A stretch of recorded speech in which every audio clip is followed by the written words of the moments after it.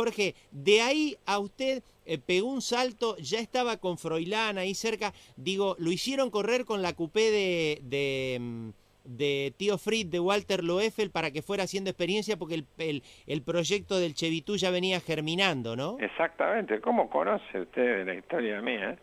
Porque no, lo que pasa la que realidad es que en esa época se largaba. Usted es un referente, entonces hemos estudiado un poco para hablar con usted. Sí, se largaba por ranking. Y entonces ya sabíamos que el Chevitú venía en camino. Ajá. Y queríamos hacer puntaje, ¿no? Es decir, tener puntos para poder largar un poco más adelante, no largar con el 100 y pico. Claro. Y entonces fuimos a una vuelta de Mercedes, donde desgraciadamente se mató Barton, un periodista, ¿ustedes se acuerdan? Sí, en un avión? Sí, de la organización era de Cando, ¿no es cierto? Claro, que se llevó los hilos de los teléfonos por delante. Los hilos de la electricidad por delante. Sí. Bueno, y ahí Aldo Belaviña le pidió el auto prestado a Carlos Loeffel, y con lo gaucho que era Carlos Loeffel, le dijo, llévatelo, dice, y le pusimos el motor del Mecánica Fórmula 1, del Maserati, y nos fuimos a correr, que era lo mismo, en ese momento usaba el mismo motor en turismo carretera que en Mecánica Argentina Fórmula 1. Claro. Y los motores los hacían los dos hermanos Belaviña. Los dos hermanos Belaviña, y nos fuimos a correr la vuelta de Tres Arroyos, para debutar el circuito más veloz de la Argentina, ¿no? Sí. Pero con una absoluta falta de experiencia sobre lo que era el turismo de carretera, ¿no? Claro.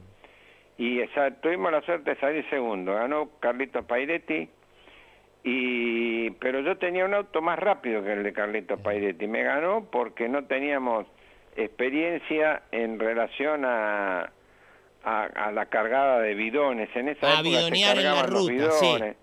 Y nosotros perdimos mucho tiempo en la carga del combustible y en esas cosas, pero cuando fui a una cena, hará unos años, a Tres Arroyos, ¿sí? Me decía gente que había tomado el kilómetro lanzado en ambos lugares, de ambos lados, que yo había sido más rápido, que había sido más rápido que Carlitos Pairetti, ¿no? Entiendo. Jorge, pregunto,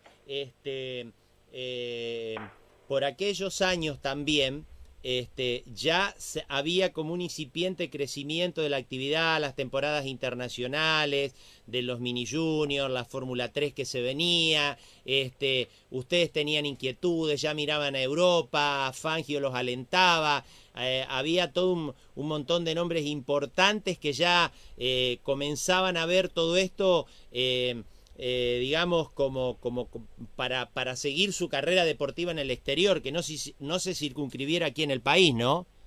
No, por supuesto, nosotros, las temporadas internacionales, lo mejor de las temporadas internacionales para nosotros era la sapiencia que nos dejaban, claro, las cosas que nos enseñaban, ¿no?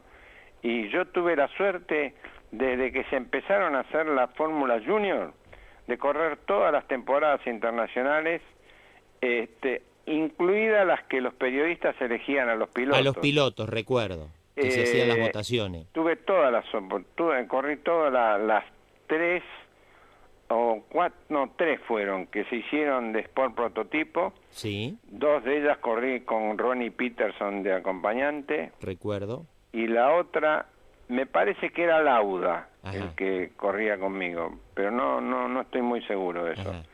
En el equipo de Bonnier. Sí, de Joaquín Bonnier con los Lola. Con los Lola. El primer año con los Lola 5000, sí.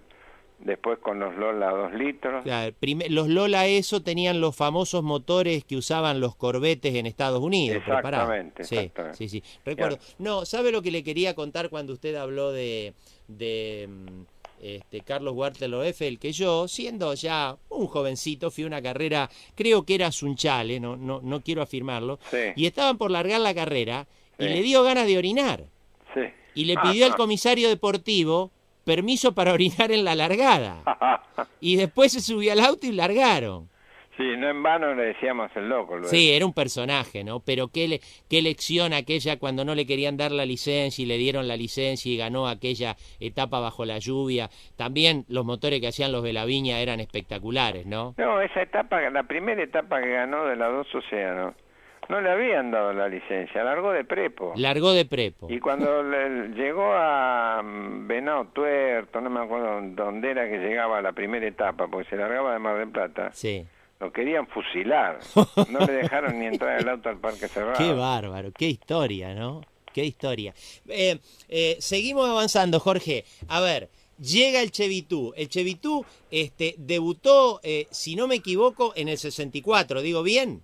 El Chevitú empezó en el 63, si mal no me acuerdo. ¿63? Bueno, no importa, total, para la historia.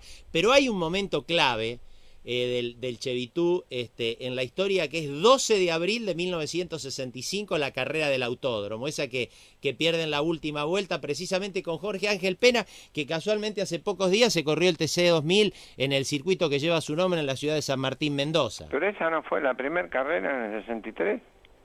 Y Que puede no me ser, quedé Jorge, sin la los verdad frenos. la verdad que en este No, momento... me parece que sí, ¿eh? Puede Que yo me ser, quedé sí. en las últimas vueltas se habían gastado las pastillas de freno y me Ajá. quedé sin freno en los frenos delanteros. Ajá.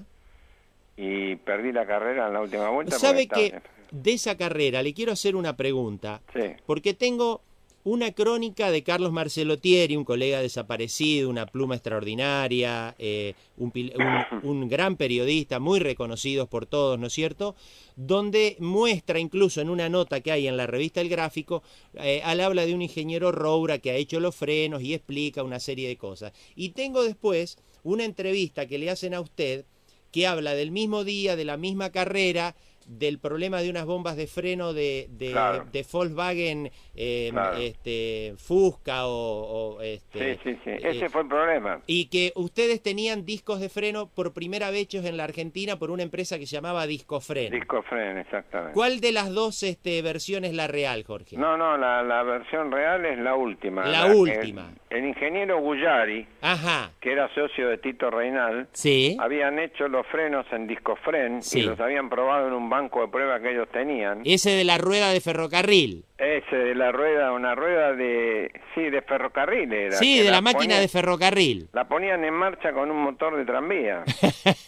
Y después la frenaban y tomaban con un cronómetro el tiempo de cuánto tardaba en frenarlo y así sacaban cuáles eran las mejores pastillas que podían Qué conseguir. notable, ¿no? Y eso fue lo que pasó en Buenos Aires. No, lo que pasó en Buenos Aires es que nosotros, al falta de experiencia, no sabíamos que se había hecho un balancín con dos bombitas de freno de Volkswagen, Sí, que la cuba es muy chiquitita, sí. ¿no? La cuba del líquido es muy chiquitita. Perfecto. Lo que nosotros no teníamos experiencia, que a medida que se va gastando la pastilla de freno, El espacio se llena con líquido. el espacio que se gasta la pastilla se llena con líquido, pero se va vaciando la cuba. Claro. Y se nos vació totalmente la cuba de los frenos delanteros Y chupó me quedé aire. sin freno delantero. Claro. Qué lástima, ¿eh? Ahora, Ah, pero- ¿qué historia? Porque usted gana 9 carreras ese año y le gana el campeonato Dante y Torcuato con esa famosa carrera de 2 océanos que ¿cuánto daba? 45 puntos. Sí, que era es una barbaridad. una barbaridad. Sí, era una barbaridad porque era larga, ¿no? Sí. ¿Cómo? A ver, Jorge, para explicarle, porque yo siempre digo que, por ejemplo, el pecado de los Emiliosi, que lo único que hacían era trabajar. Entonces, en una Argentina como la de hoy, esos tipos pasaron al olvido, ¿no? No pasaron No, al digo- olvido. Eso, yo, la verdad, en este momento pasaron al olvido mío porque yo me olvidé de decir, cuando dije los que habían hecho grande el automovilismo, me olvidé de los hermanos No, Emiliosi. pero está bien, digo yo, usted me entiende Pero- la metáfora pero mía, fueron ¿no? parte- que hoy fueron parecería parte- que trabajar es un pecado. Ellos terminaron con prácticamente, diríamos, por emplear una palabra, terminaron con la dinastía de los Galvez. Claro. ¿no? 4 campeonatos seguidos. No, ellos fueron un fenómeno. Y Claro. aparte, gente más humilde, más trabajadora que los hermanos Emiliosi, yo creo que no vi nunca en mi vida. Qué notable. Nosotros íbamos con Froilán González, íbamos a correr la Vuelta a la Barría, Sí, y lo primero que íbamos a hacer era visitar a los gringos. Nosotros Sí. decíamos los gringos, sí, ¿no? sí. Vamos a visitar a los gringos. Ni nos bajábamos del auto. Cuando llegábamos a la Barría nos íbamos a visitarlo al taller de ellos a ellos, ¿no? Sí. Era una gente humilde, gente Muy trabajadora, los que los han trabajadora, conocido me gente dicen que eran excepcionalmente trabajadores. con cero de soberbia, con una humildad impresionante. La verdad que todo lo que hicieron en el automovilismo y se lo recontra merecían, ¿no? Usted sabe que yo tengo una relación de mucho afecto con Carlos Pairetti. Pairetti siempre me cuenta que dice que los cruzaba y le decía, Dante, pará alguna vez, dice, alguna vez pará, qué sé yo quiero ganar, le decía.